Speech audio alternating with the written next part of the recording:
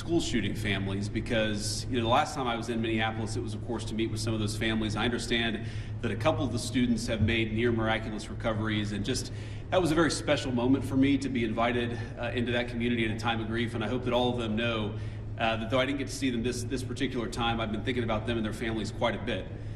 Now, to talk about what I am here to do, which is federal law enforcement, to enforce our immigration laws, I want to say just a few things. First of all, I wanted to meet with business leaders, with ICE officers, with local law enforcement to try to understand a little bit better what's going on so that we can tone down the temperature a little bit, reduce the chaos, but still allow us as a federal government to enforce the American people's immigration laws. That is the purpose of my visit. Now, this is step one or step two of that process. There's going to be a lot of work that follows through from here. I'm happy to talk about that, but I think I learned a few things that were very important. So number one of the things I learned is that the guys behind me are doing an incredible job, and frankly, a lot of the media is lying about the job that they do every single day.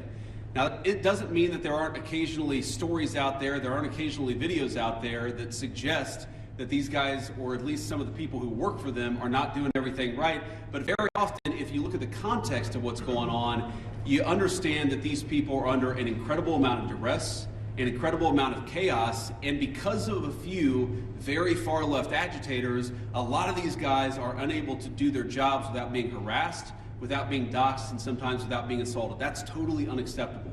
And that's one of the things that I want to send a message to is, yes, come out and protest me, protest our immigration policy, but do it peacefully. If you assault a law enforcement officer, the Trump administration and the Department of Justice is going to prosecute you to the fullest extent of the law. And I wanted to show some support for these guys who, frankly, are operating in a very, very tough environment. I heard a lot of stories today about that I think drives home just how chaotic the environment on the ground here has already gotten. For example, did you know that within the last, I think, week or so, maybe even more recently than that, you had a couple of ICE officers who were off duty, who had been doxxed online, who were sitting and having a meal at a restaurant in Minneapolis when a bunch of agitators showed up, locked the door, made them feel like they were in danger for their lives, and then, of course, it was federal law enforcement officers who had to come up, lower the temperature on the situation, and actually get those two off-duty officers to a point of safety.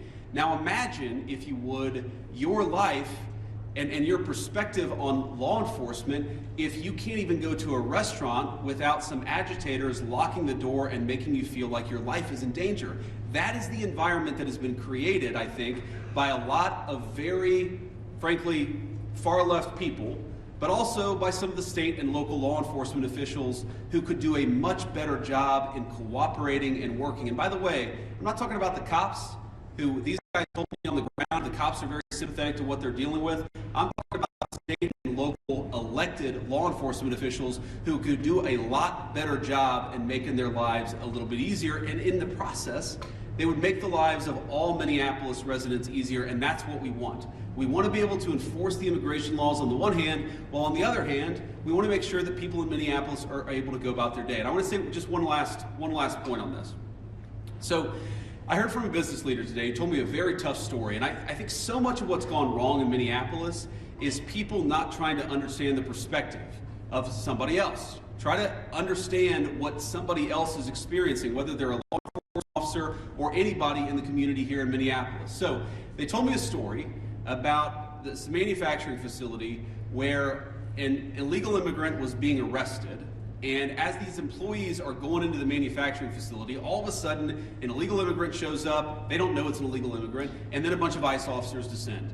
Now these people just want to go to work, they want to go to work safely, and now all of a sudden there's a major law enforcement operation happening right outside their place of business. Now from one perspective, I certainly understand why a business leader or why an employee would say, well, what's going on? It's a little scary no matter your position in life if a bunch of cop cars show up and they're arresting somebody.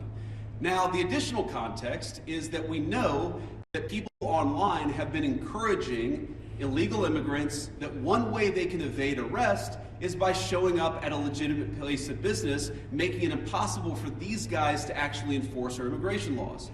So while I can understand the perspective of somebody who doesn't want to see an arrest happen at their place of work, I can also understand the perspective of our immigration enforcement officers who have to do their job and can't allow a heckler's veto over our immigration enforcement.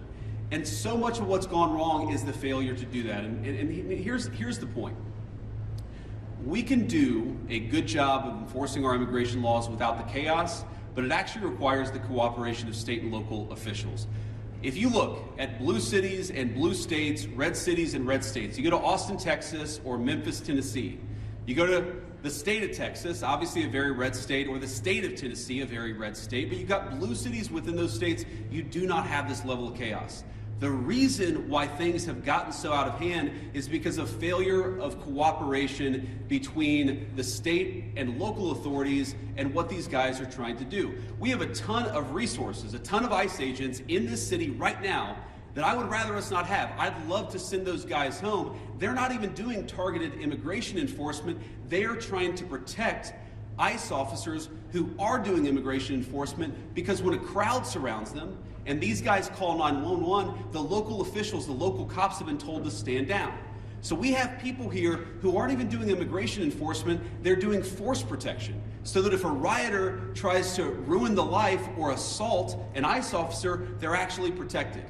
Now, why doesn't it make more sense for the local cops to get involved in that situation? Why not just have the mayor or the local officials tell the police officers, you know what, if an ICE officer is being assaulted by a far-left agitator, you are invited, you should actually help them. That's what would work out in any normal situation, and that's what happens in nearly every jurisdiction, red or blue, in the United States of America. The reason it hasn't happened here is because the local authorities have been told, stand down, do not help ICE, promote violence, promote the agitation, but don't do anything to lower the temperature and lower the chaos. That's a problem.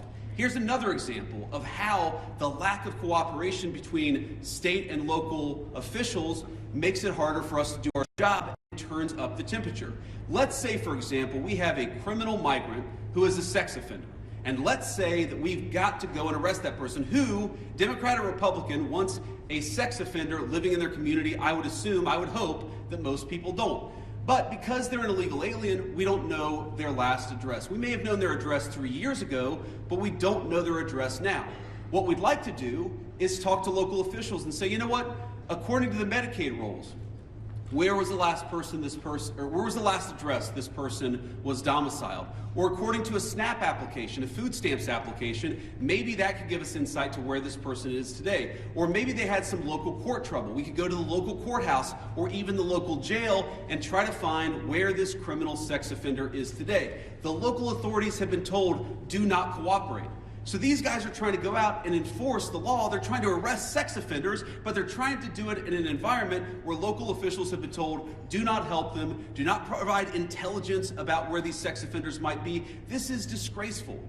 And there are a lot of things that all of us could do better to lower the temperature, but the number one thing that I learned today is that the best way to facilitate reasonable enforcement of the law, but also to lower the chaos in Minneapolis, would be for state and local officials to cooperate. Now, I will say, on one final positive note, I actually think that there's some hope, some reason to think that there's going to be better cooperation in the weeks and months to come.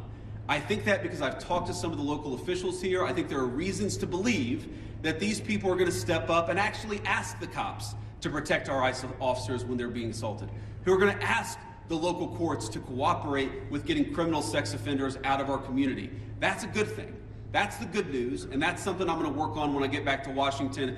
But please, if you're a local official, if you're the mayor of this town, if you have any influence over those people, just tell them to cooperate.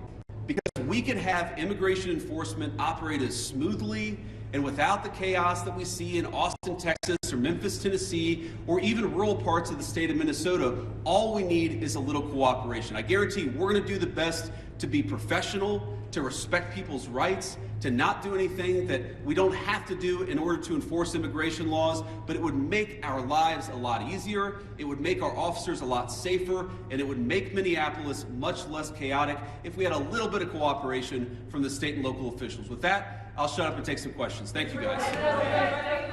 Vice President Vance, a local school district here is alleging ICE agents detained a 5-year-old after preschool on Tuesday. We've also seen multiple American citizens detained by ICE or harassed by ICE in the last 6 weeks. Are you proud of how your administration is conducting this immigration crackdown here in Minnesota right now? Well, I'm proud of the fact that we're standing behind law enforcement, and I'm proud of the fact that we're enforcing the country's laws. But, you know, you asked a question about this 5-year-old kid. I actually saw this terrible story while I was coming to Minneapolis. We just left Toledo, Ohio this morning for an economic messaging event. And I see this story, and I'm a father of a 5-year-old, actually, a 5-year-old little boy, and I think to myself, oh my God, this is terrible. How did we arrest a 5-year-old? Well, I do a little bit more follow-up research. And what I find is that the 5-year-old was not arrested, that his dad was an illegal alien, and then when they went to arrest his illegal alien father, the father ran. So the story is that ICE detained a 5-year-old. Well, what are they supposed to do? Are they supposed to let a 5-year-old child freeze to death? Are they not supposed to arrest an illegal alien in the United States of America? If the argument is that you can't arrest people who have violated our laws because they have children, then every single parent is going to be completely given immunity from ever being the subject of law enforcement. That doesn't make any sense. No one thinks that makes any sense. Now, you know, there are so many of these cases like that where if you just understand the context, there have been a number of situations that I've looked into personally where I say, wait a second, we don't want ICE arresting American citizens. They're supposed to be enforcing the immigration laws against illegal aliens. So then I look into it and I find out that the American citizen who was arrested took a swing at an ICE officer. You can't have that happen. And of course they have to defend themselves. And of course they have the right to detain somebody who assaults a law enforcement officer. Now, this is my point. Do we want these things to happen? Do we want these arrests to be so chaotic? No, we don't. These guys want it least of all, but if we had a little cooperation from local and from local and state officials, I think the chaos would go way down in this community. Go ahead. After the Renee Good shooting, sir, the administration seemed to... Yeah, well, you can go next. Oh, no, I'm sorry. I'll take the point of it. No, that's fine. I'll take both. After the Renee Good shooting, sir, the administration seemed to... After the Renee Good shooting, the administration seemed to suggest that ICE officers enjoyed near complete immunity. But today you told the Washington Examiner that when appropriate, the administration might take disciplinary actions against ICE agents. So is that a change of opinion? And if so, why the change in tone? No, I didn't say, and I don't think any other official within the Trump administration said that officers who engaged in wrongdoing would enjoy immunity. That's absurd. What I did say is that when federal law enforcement officers violate the law, that is typically something that federal officials would look into. We don't want these guys to have kangaroo courts. We want them to actually have real due process, real investigation, because again, sometimes they're accused of wrongdoing, and it turns out when you learn the context, they didn't actually do anything wrong. But of course we're going to investigate these things. Of course we're investigating the Renee Good shooting, but we're investigating them in a way that respects people's rights and that ensures that if somebody did something wrong, yes, they're going to face disciplinary action, but we're not going to judge them in the court of public opinion. I've spoken at length on this particular case. I think that Renee Good's death is a tragedy. I also think that she rammed an ICE officer with her car. So the tragedy here is multi-layered. The tragedy is there was a misunderstanding. The tragedy is that Renee Good lost her life. The tragedy is that you have ICE officers who are going into communities where they're worried that if they call 911, no one's going to come to help them. That is what produces this terrible situation, and it's something state and local officials here in Minnesota could solve. Yes, sir. Could you give us a message towards the March for Life tomorrow, especially regarding this cooperation and family values? It's a shame the kids have to get caught up in all this, and you know, towards that. Well, you know, it is a shame that kids have to get caught up in this. I am speaking at March for Life tomorrow. I'm pro-life, and I'm very excited to speak there. I want to talk about local law enforcement, but you know, I mean, look, I am. As a child, I saw people in my family get arrested. It's terrible. It's heartbreaking, it's chaotic, it's traumatic for the kids. I can recognize that, and I can recognize that we got to support these kids, while on the other hand saying that just because you're a parent doesn't mean that you get complete immunity from law enforcement. And I think we have to hold both of those thoughts in our head at the same time. We've got to be sympathetic to the kids who are caught up in some of these enforcement actions. We've also got to say we have to enforce the law without bias, with fairness, but we've got to enforce the law. Mr. Vice President! Speaking about local government, there was a clash in St. Cloud roughly a week ago, and their mayor said they haven't heard about ICE being in the city. And how does ICE kind of proactively work with these local agencies? What are those policies, and what's your response to that allegation? You said there was an altercation in St. Cloud. It's an hour north. Yeah. Last week, after after the incident, the mayor said that ICE did not communicate with them that they were in the city for a major operation. The police chief did not know about the operation at the time. Could you talk a little bit about proactive communication with local law enforcement? Yeah, it's one of the takeaways. I've talked with these guys before we came on the stage, but during our roundtable and some of the other conversations we've had, communication, we absolutely want to ensure there's good communication between federal officials and state and local officials, and I'm sure that we can do better on that. We absolutely want to make sure that we are communicating, but that also requires a two-way street, and that's the point that I make about state and local officials. These guys will absolutely communicate with state and local officials. They'll tell people if they have to do an enforcement operation in a particular municipality, but part of that is they also want to ensure that if they're communicating about their whereabouts, that's not being used as a weapon against them. Sometimes they tell people where they're going, and then they find out that their agents' faces are on on Reddit or on some social media thread saying, here's this guy, we know he's going to be at this place at this exact time. So that communication has got to be a two-way street. These guys are going to communicate with business leaders, with local officials, with state officials. But we also need the local officials and state officials to do a good job of protecting people when they're in their communities. We're not asking, by the way, we don't want any police officer in this community, in this state, to help us do immigration enforcement. We've got that. But if a protester shows up and that protester turns violent against our immigration officers, we really, really need the cooperation of our local partners. We haven't gotten it yet, but I think if we do, we really can lower the temperature. This week, the Washington Post reported today that an ICE memo allows agents to enter people's houses without a judge's warrant. What do you say to people who are concerned about this violating the Constitution, and how much is this tactic being used? Yeah, so I saw that story, and the story is like so much that I read in the mainstream media, it's missing a whole lot of context, and we appreciate the context, it makes sense.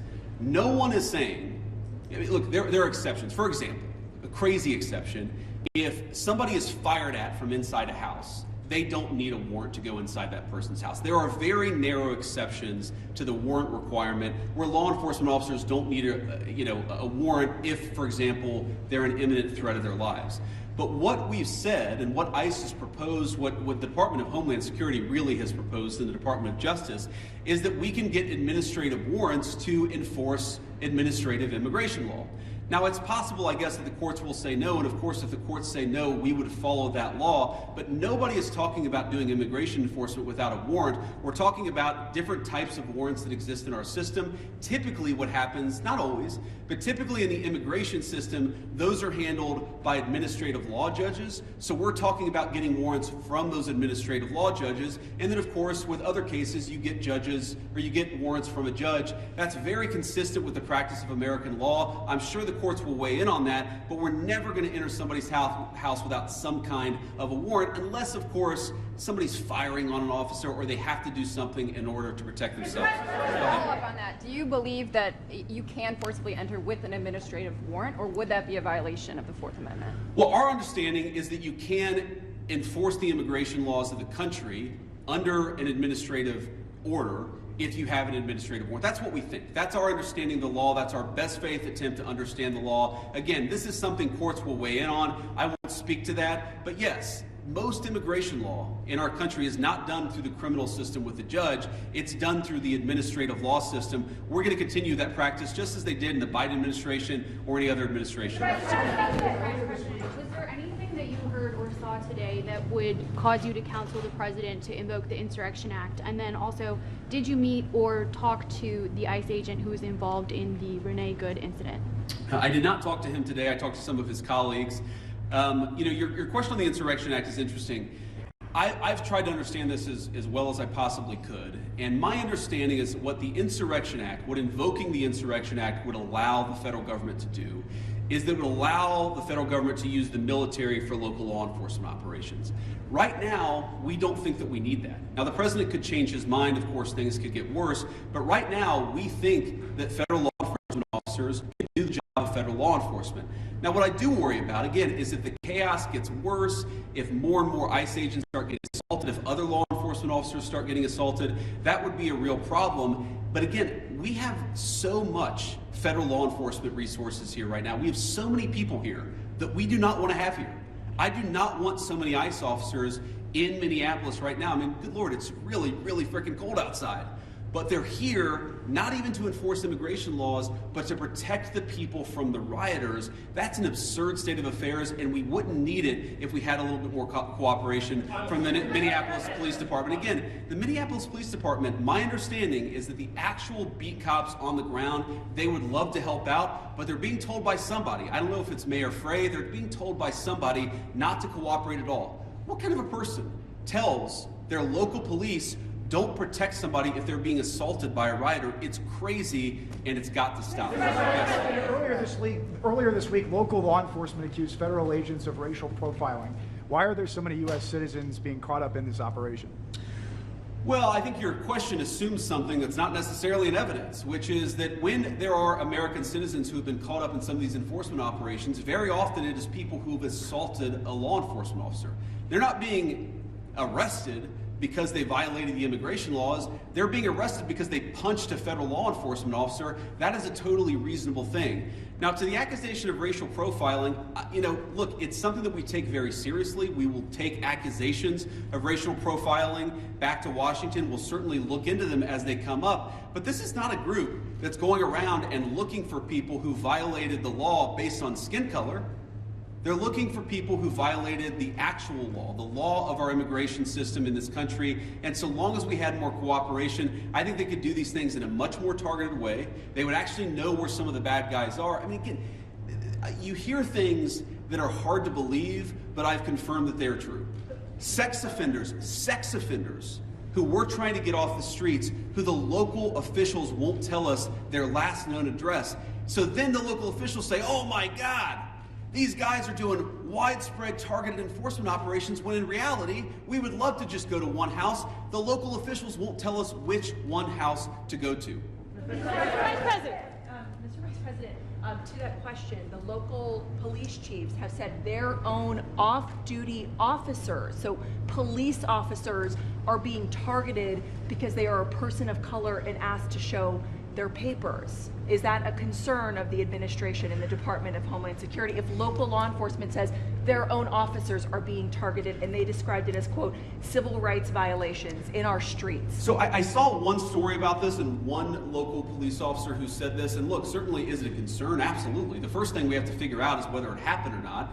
And then if it happened, whether there is a good explanation or a bad explanation. And of course, if somebody violated the law, if somebody racially profiled, if somebody violated the rights of one of our fellow citizens, that is something we will take very seriously. What I also would say is that many of the most viral stories of the past couple of weeks have turned out to be, at best, partially true. So we want to try people based on reality, based on the truth, based on context. We're not going to prejudge people just because of a viral social media story that turned out to be half false. President, a quick question about the roundtable you just had. I presume that happened. Did you invite anybody with an opposing point of view to get an idea of why people are upset here? And just as a quick follow-up, have you reached out to Governor Walz at all in an attempt to turn down the temperature? So I haven't talked to Governor Walz on this particular trip. A number of members of our administration, I believe our chief of staff, spoke to the governor and has been in constant contact with his staff over the past week. We've been in my office in constant contact with people here on the ground in Minneapolis. There were certainly people at our roundtable with opposing views, and look, I don't even know, whether it's public, but yes, we met with people with opposing views here at the roundtable. I wanted to get a perspective from everybody, but also, of course, offer my opinion that with a little bit more cooperation, we could lower the chaos. We're going to keep on doing that. If Governor Walz wants to call me, we'll absolutely continue talking. I will say that my sense of this situation, having talked to these guys for a long time, is this is primarily a law enforcement issue. This is the Attorney General, this is the local mayor, this is all of the organs of local and state law enforcement. That's who we focus on, but we've certainly been in communication with the governor and his office as well. Vice President. Yeah. So local law enforcement obviously hasn't been really helping out with the agents who've been assaulted repeatedly. What's the plan if nothing changes there here locally, and this operation has attracted thousands of agents? Are there any plans to go to any other cities from here? Well, right now we're focused on Minneapolis because that's where we have the highest concentration of people who have violated our immigration laws, and that's also, frankly, where we see the most assault of our law enforcement officers. I mean, our plan is very simple. If you assault a federal law enforcement officer, we're going to do everything that we can to put you in prison. It's very simple. And most of these protesters, as much as I may disagree with their politics, most of them have been peaceful, but a lot of them have not been peaceful. And if you go and storm a church, if you go and insult a federal law enforcement officer, we're going to try very hard. We're going to use every resource of the federal government to put you in prison. Respect people's rights. Respect people's rights to worship. Respect people's rights to do their job without being assaulted. If you follow that basic principle, the Trump administration is doing everything that we can to protect your rights. But if you go after somebody, if you assault somebody, if you make a 9-year-old girl cry because you walked into her church and harassed her, we're going to go after you with every single tool that we have. Maggie Vesper with NBC News, sir. Your administration has said repeatedly this is about safety, about making Americans feel safer. So what do you say to people here in Minnesota who say it's the overwhelming presence of ICE officers and federal officers and their tactics that are making them feel less safe? Well, one thing I would say is, first of all, we saw in 2025 the biggest one-year drop in murders in the history of the United States of America. Significant reductions in violent crime. The reason why we have less violent crime is really two reasons. Number one, because we're enforcing the immigration laws and getting very violent criminals out of our country. And number two, because we're enforcing our criminal laws and putting guys who assault and murder behind bars. This is part of a broad effort to make us safe. And the chaos that people are seeing, and I understand there is frustration of the chaos, I'd say that we're doing everything that we can to lower the temperature, and we would like federal and local, state and local officials to meet us halfway. Are you saying that they're not perceiving it correctly? Are you saying that they're not seeing that it's the tactics or the presence of the officers that are Look, I'm sure that people are seeing a lot of things that would make any member of our national community feel very upset, but I also think that if you understand this in context, this is the inevitable consequence of a state and local government that have decided that they're not going to cooperate with immigration enforcement at all. In fact, they're going to aggressively not cooperate. So here's a basic illustration of this. If you are an ICE officer and you have to arrest a person who's committed assault and is also an illegal alien, but the state and local officials won't help you identify that person, many of the things that people in Minneapolis are seeing that give them pause, that frustrate them, that worry them, that make them feel like things are too chaotic, many of these things are coming from the fact that there's no cooperation with state and local law enforcement. And I guess what I would tell people, again, many of whom are justifiably concerned and worried about what they're seeing in their communities, is why are we not seeing it anywhere else? We're seeing this level of chaos only in Minneapolis. LA and Chicago, we had some problems there. Pretty much every jurisdiction where these guys are operating, you don't see the same level of chaos, you don't see the same level of violence, you don't see the problems that we're seeing in Minneapolis. Maybe the problem is unique to Minneapolis, and we believe that it is. And it's a lack of cooperation between state and local law enforcement and federal law enforcement. ICE has been operating here for years with less pushback than we're seeing right now. And even the St. Paul police chief recently said, is there not a way to find common ground without scaring the hell out of people in the community? Those were his words. And I just wonder, with this Operation Metro Surge, is any part of it meant to send a form of political message to the leaders here in Minneapolis and the state of Minnesota? And I know you talked about you've been in touch with the governor's offices and the mayor's offices, but why have you not been able to speak to them directly? Have they not been willing to do so? Well, look, I have spoken to some of the people in Minnesota directly. I spoke to some of them today. I've spoke to others in the past. And again, our staff has been in very direct contact with pretty much every official with any influence or any power in Minneapolis. But no, we're not trying to send a political message. We're trying to enforce the law. And unfortunately, what has happened is that as we've enforced the law, there's been this weird reaction, again, unique to this city. This is not a common thing across the United States of America. There's been a very unique, very Minneapolis-specific reaction to our enforcement of federal immigration laws. What I'm trying to do here today is understand why that is. What is it about Minneapolis that has become so chaotic? What are the specific types of cooperation that we need? Look, I don't need Tim Walz or Jacob Frey or anybody else to come out and say that they agree with JD Vance or Donald Trump on immigration. I just don't need that. What I do need them to do is empower their local officials to help our federal officials out in a way where this can be a little bit less chaotic and it can be a little bit more targeted. Like, if we're trying to find a sex offender, tell us where the guy lives. Simple things like that, simple changes in how they're approaching immigration enforcement would make this work a lot better. It would make Minneapolis' streets a lot safer, and it would make this whole thing a lot less traumatic for this community. I'll take one more question. Mr. Vice President, you've said that it's time to turn down the temperature. Does that include changes to both ICE and CBP tactics that we've seen employed on the streets, including less than lethal tactics, pepper spray, pepper balls? Beyond that, what is the federal government's role in turning down the temperature? And the Minnesota Department of Corrections says that its own officers have been cooperating with ICE all along, handing over criminals once they serve their sentences to ICE officials. Can you concede that there is some cooperation with the state? Yeah, look, if I was going to list the 5 agencies locally and statewide that I'm most worried about, I wouldn't put the Department of Corrections on that list. I think that while there are certain things we'd like to see more from them, they've hardly been the worst offenders. You agree with that, guys? That's a fair assessment. But I think you talked about tactics, and you talked about the response to things. Look, we don't want to employ tactics that... We don't employ the kind of tactics that are only necessary when violence is committed against officers. That is these guys' directive, and that's what we're going to try to do.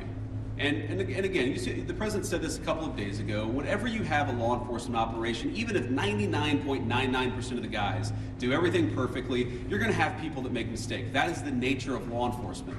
What I do think that we can do is, working with state and local officials, we can make the worst moments of chaos much less common, and all they've got to do is meet us halfway. These guys want to communicate with them. They want to talk to the local business leaders. Many of these guys, many of the people standing behind me are members of the Minneapolis community. Many of the officials that I met today who work in federal immigration enforcement, this is their home.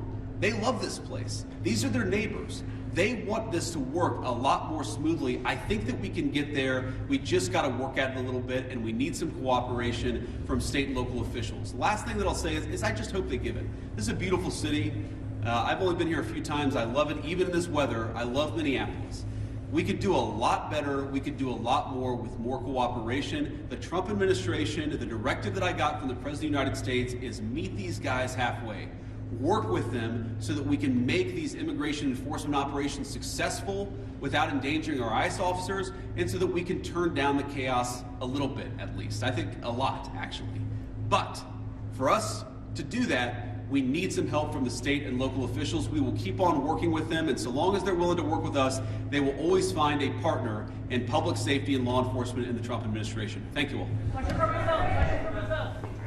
Mr. Vice President.